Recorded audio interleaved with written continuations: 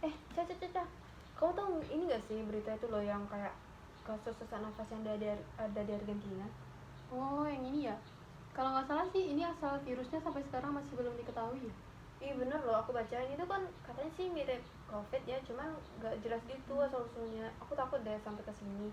COVID aja belum habis kan, masa udah ada yang baru lagi sih? Semoga aja enggak ya. Kan kebetulan nih kita ngomongin tentang sesak nafas ya. Kita bisa nih mendeteksi sekaligus mempelajari bagaimana pernafasan yang normal, pernafasan yang abnormal. Apalagi kita sebagai mahasiswa jurusan kesehatan masyarakat kan, nanti kita juga akan belajar tentang ini. Bener ya gitu, aku kok gak tahu sih itu ada materi yang kayak gitu. Kamu bisa jelasin gak sih? Nah, jadi gini Din, sebelumnya aku bakal jelasin tentang sistem pernapasan dulu ya. Jadi sistem pernapasan itu merupakan proses pertukaran oksigen dan karbon dioksida dalam darah. Sistem pernapasan ini terjadi ketika kita menghirup udara untuk mendapatkan oksigen dan kita mengeluarkannya dalam bentuk karbon dioksida. Jadi dari salah satu sumber yang aku baca, tanda-tanda pernapasan dikatakan normal secara umum tuh yang pertama kita bernafas lambat tapi teratur. Jadi udara yang masuk dan keluar itu hanya melalui hidung, bukan yang lain. Terus yang kedua, gerakan diafragma kita lembut, tidak terlihat berusaha payah dalam mengambil nafas. Terus yang ketiga, prosesnya berjalan tenang, tidak terengah-engah, tidak ada meni. Jadi terus inspirasi sama ekspirasinya terlalu dalam. Terus sekarang kalau kelihatannya tuh pernafasan aku tuh normal gak sih? Kita bisa nih mengukur apakah pernafasan kita normal atau enggak dengan cara mengukur frekuensi pernafasan kita dalam 1 menit. Gimana tuh cara mengukur frekuensi pernafasan kita? Kan kita di handphone nih punya aplikasi timer kan ya. Iya. Jadi kita bisa ngatur timernya dalam 1 menit. Jadi kalau kita bernafas dengan periode 12 sampai 20 dalam 1 menit itu dikatakan yang normal. Yang dimaksud dengan periode pernafasan itu ketika kita mengambil nafas terus mengeluarkannya, itu masuk ke satu periode baru. Berarti kalau 12 antara rentang 12 sampai 20 itu berarti kita normal kan ya? Nah benar. Tapi tingkat pernapasan itu bisa beda-beda loh tergantung usia. Kok bisa beda sih tergantung usia gitu? Contohnya nih bayi sama balita ini frekuensi pernapasannya paling tinggi di antara semuanya kan, karena mereka masih dalam masa pertumbuhan dan perkembangan, jadi mereka membutuhkan banyak energi untuk tumbuh kembangnya.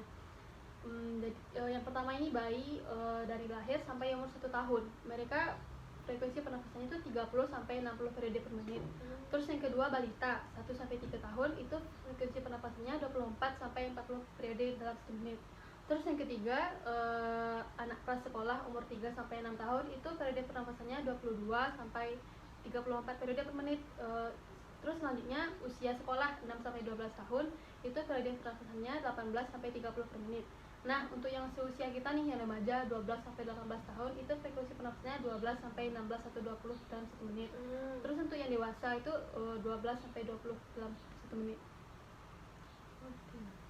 Oh gitu ya, aku baru tahu nih ternyata frekuensi pernapasan itu bisa tergantung usia, itu beda-beda juga ya ternyata. Aku lanjut baca dulu ya. Oke.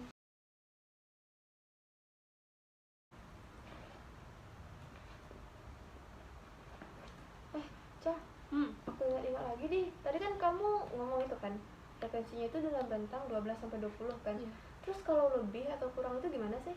Nah, kalau semisal frekuensi pernapasan kita itu lebih atau kurang dari rata-rata, itu bisa kita sebut dengan pernapasan abnormal. Jadi pernapasan abnormal itu terjadi ketika kurang atau lebih dari rata-rata. Nah, pernapasan tidak normal ini dapat kita bagi menjadi 5. Yang pertama, dyspnea. Dyspnea ini dalam istilah medis disebut dengan sesak napas. Biasanya sesak napas itu terjadi ketika kita mengeluarkan terlalu banyak energi dalam melakukan kegiatan. Terus yang kedua ada bradypnea. Bradypnea ini adalah kondisi nafas lebih lambat dari biasanya akibat kekurangan oksigen. Terus yang ketiga ada tachypnea. Ini kebalikan dari bradypnea, yaitu frekuensi pernapasan lebih cepat dari biasanya. Terus yang keempat ada hiperpnea, yaitu ketika kita menghirup lebih banyak oksigen sebagai respon kalau tubuh kita membutuhkan lebih banyak oksigen. Terus yang kelima ada hiperventilasi. Hiperventilasi ini terjadi saat kita merasa nafas pendek, cemas, atau merasa ingin pingsan. Tapi sebenarnya hiperventilasi ini respon umum sih kalau misalnya kita lagi ngerasa deg-degan atau gimana. Cuman ini disebut hiperventilasi kalau kita terlalu cemas gitu, sampai-sampai kayak sesak nafas. Terus ada nggak sih penyebab-penyebab yang bikin pernapasan itu abnormal? Ada penyebab itu mulai dari kondisi paru-paru kita yang tidak sehat, terus yang kedua masalah pada jantung, terus yang ketiga kecemasan, rasa takut yang berlebihan, terus obesitas dan kekurangan berat badan. Jadi nggak hanya obesitas yang menyebabkan kita pernafasan kita tidak normal, tapi juga kekurangan berat badan karena otot pernafasan kita menjadi lemah. Terus yang keempat ada kebiasaan merokok, yang kelima anemia, dan masih banyak lagi sih sebenarnya. Jadi gitu ya. Iya, makasih banget deh, aku jadi tahu nih kalau kayak sebenarnya yang sesuatu yang kayak berlebihan sama kekurangan itu nggak baik gitu ya untuk pernapasan kita. Udah, makasih banyak ya, Ca. Iya, sama-sama, Din.